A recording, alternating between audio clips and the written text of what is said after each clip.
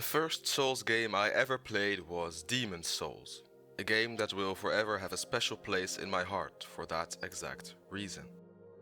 After beating King Alant, I immediately moved on to play Bloodborne and forgot about the game for a while.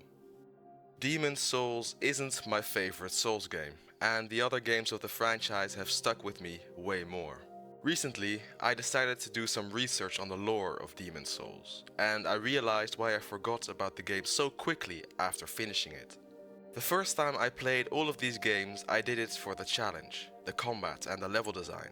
But when I read the lore of them, they clicked and lived rent-free in my head for months on end.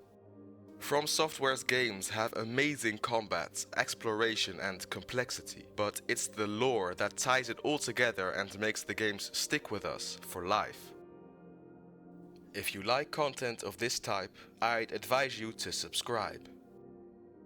The Souls games are, apart from extremely difficult, pieces of pure art.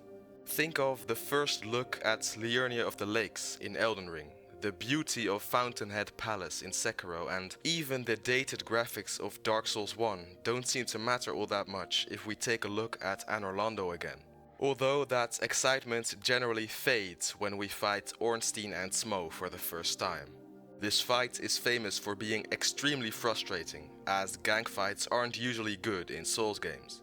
Ornstein and Smough are no exception, and many players only remember them as a horrible fight that feels like a chore. However, Ornstein and Smough get so much more interesting if you learn their backstory and the theories surrounding it. Some people might even be able to look past this clunky fight if they knew why they were fighting them in the first place. Apart from the combat, From Software's games are famous for their incredibly good level and world design. As I said earlier, Demon's Souls isn't my favorite Souls game. The first game I played pales in comparison to the one I played right after, Bloodborne. The world design in this game is incredible. Something about the dark, gloomy and eerie aesthetic of Yharnam will never get old to me. This does not go for everyone though. Many people critique the boss fights, grey world and low frame rate. These things are all true, but I don't think that is what Miyazaki wanted to achieve with his masterpiece. Lore is where Bloodborne truly thrives, and knowing it is a core part to appreciating the game in a way that is impossible without understanding the world. If you know of the horrors that happened at Byrgenwerth, the area is at least twice as cool to reach. The hunter's dream feels entirely different once you understand how it came to exist and what it has done to the people inside it. Gehrman cries and talks in his sleep, which means nothing to us as long as we have no idea what happened to him, know nothing about his deal with the moon presence or his ties to the waking world. Elden Ring's lore is special, and I think everyone knows why. The writer of Game of Thrones, George R.R. Martin, assisted in its creation, and it is one of the most in-depth stories From Software has ever produced. Along with a large amount of backstory, it has a large amount of bosses, of which the main ones are by far the most interesting. At the end of the Shattering, Radahn and Malenia fought in Caelid, with the fight ending in a stalemate when Malenia unleashed her Scarlet Rot. Radahn spends his days roaming the Wailing Dunes mindlessly on his scrawny steed, eating friend and foe alike and howling at the sky. His mastery of gravity magic lets him hold back the stars, a skill he learned in Sellia. Pretty much everyone who has played Elden Ring passed this town on the way to Radahn. The lore connection gives it more meaning than just a magic town and just a magic boss. Radahn is the son of Radagon and Rennala, brother of Rykard and Ranni. We meet all of these people during our playthrough of Elden Ring, along with Miquella, Malenia, Godfrey, Morgott, Mohg and others. They are all connected to each other in one way or another. This is very unique to Elden Ring, as in no other Souls game are the bosses so intertwined.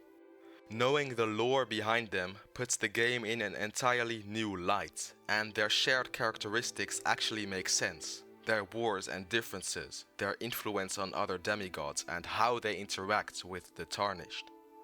The lore of a game explains why everything is the way it is during our playthrough. In some games, you are given a straight-up explanation without any gaps in the story.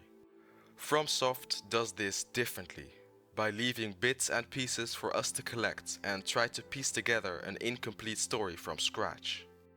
This is very unique and a core quality of the Souls genre. It's part of the reason why the Souls games work so well. The first boss of Elden Ring Shadow of the Erdtree is a great example of this.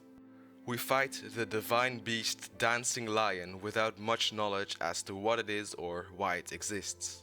After beating this boss, we move on to Rolana, Mesmer, Gaius and Romana to eventually reach Enir Ilim.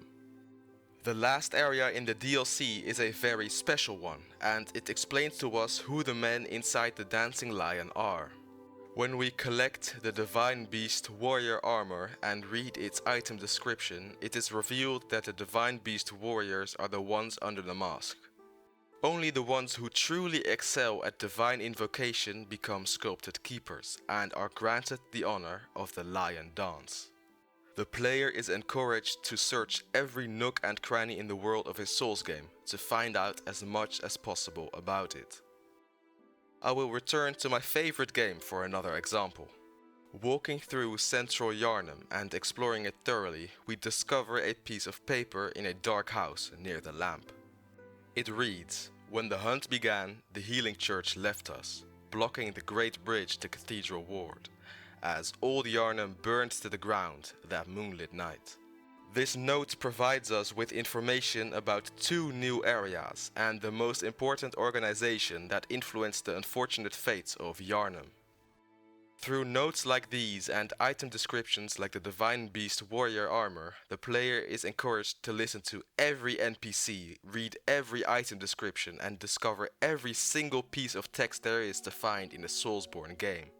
The world doesn't make sense at all and is massively confusing. Until it does make sense when you piece together all the little bits you found while playing the way FromSoftware intended. I don't like Ornstein and Smo. The fight is janky and leads to frustration more than anything. Earlier in the video I said that the lore of these two might make up for that, and that's only partly true. Would a good backstory make up for the bad fight slightly? Yes, it would. Do we know what the backstory is for sure? No, we don't. There is a lot of discussion surrounding the possible states of Ornstein and Smo when we encounter them in Anor Londo. Some people argue that they are both illusions made by Gwyndolin, just like Guinevere. The real Ornstein might be the old Dragon Slayer from Dark Souls 2.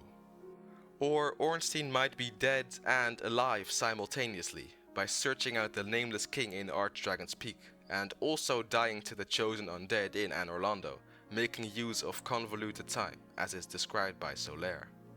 Even though the story of a Souls game always has a fairly robust skeleton, there are always gaps to fill in that are up to interpretation and are plain guesswork. This naturally causes controversy and discussion, which is something I believe is a core part of the Souls experience. Alongside the get good comments everyone will get when they dare to ask how to beat a boss on Reddit or the likes, everyone thinks their lore write-up is the best and most correct there is. These discussions can get quite competitive and heated, encouraging even more deep research on the games and even more attention to detail when playing them, to prove their argument right once and for all.